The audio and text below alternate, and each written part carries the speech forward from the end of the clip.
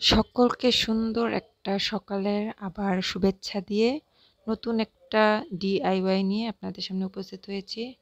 আমার এই কাপটা অনেক বছর হয়ে গেছে এবং কেমন জানি একটু দাগ দাগ হয়ে গেছে, যার কারণে কাপটা আমি হাতল ভেঙে তারপরে স্ক্রাব করে নিলাম যাতে রং সুন্দর করে বসে। তারপরে এটা সুন্দর গোলাপি রং করে এটাতে আমি সুপার ক্লে দিয়ে কাজ করব। যেহেতু হাতলগুলো ভেঙে গিয়েছে সেগুলো তো ঢেকে দিতে হবে, এই কারণে আমি কাজটা সেই হাতলকে ঘিরেই সে ভাঙা জায়গাটাকে যেটাকে আমি কভার করব যাতে এটা বোঝা না যায়, বাজে না দেখায়। তারপর দুটোকে আমি একই রকম ডিজাইনে সুপার ক্লে দিয়ে কাজ করে তারপরে এখানে আমি মোম গলিয়ে মোম রাখবো, মোমদানি বানাবো আর কি। যেখানে আমার বাইবেল থাকে, ফুলের দানি থাকে, মোমবাতি এমনি প্রদীপ আছে, তারপর এটা মোমবাতি বানাচ্ছি আর কি। আপনাদেরকে বলে রাখি, আপনারা যখনই প্লাস্টিক এবং এরকম সিরামিকের পাত্রে কোনো কাজ করতে চান, রং করতে চান, অবশ্যই স্ক্রাব করে নেবেন, তাতে অনেক সুন্দর করে রং বসবে একটা। আর দ্বিতীয়ত আমাদের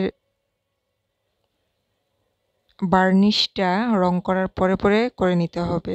সুপার ক্লের উপর বার্নিশ করলে কিন্তু সুপার ক্লে কেমন জানি ফুলে যায় আর কালারটাও চেঞ্জ হয়ে যায়, দেখতে কেমন জানি বাজে লাগে।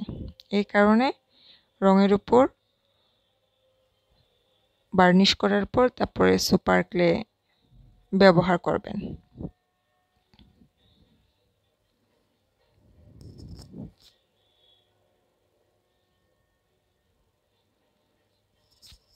আসলে এখন জিনিসপত্রের যে দাম আর এত দ্রুত দেখতে দেখতে বছরে বছরে সব কিছুর দাম বেড়ে যায়, আর এসব হাতের কাজে জিনিস কিনতে গেলে অনেক দাম পড়ে যায়।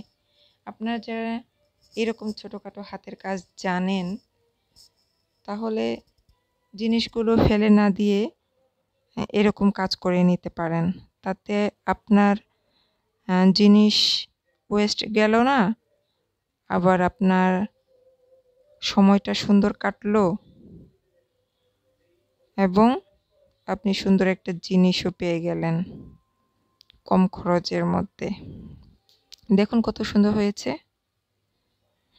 তারপর এবার এখন দেখেন আমার ছেলের রং, এবং এই যে এটা হচ্ছে বড়দিনে মোমবাতি জ্বালানোর পর অনেকগুলো মোমের অবশিষ্ট রয়ে গেছিলো, সেগুলো গরম করে গলিয়ে নিচ্ছি।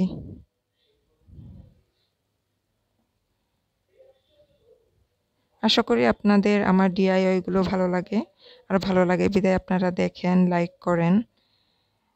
আপনাদেরকে অসংখ্য ধন্যবাদ, আর প্রার্থনা করবেন আমি যেন এভাবে সুন্দর সুন্দর ডিআইওয়াই আপনাদের সাথে শেয়ার করতে পারি। আপনাদের সকলের শুভ কামনা করে আমি আমার আজকের ভিডিওতে বিদায় নিচ্ছি। ভালো থাকবেন সকলে, সুস্থ থাকবেন, সকলের মঙ্গল হোক। টাটা।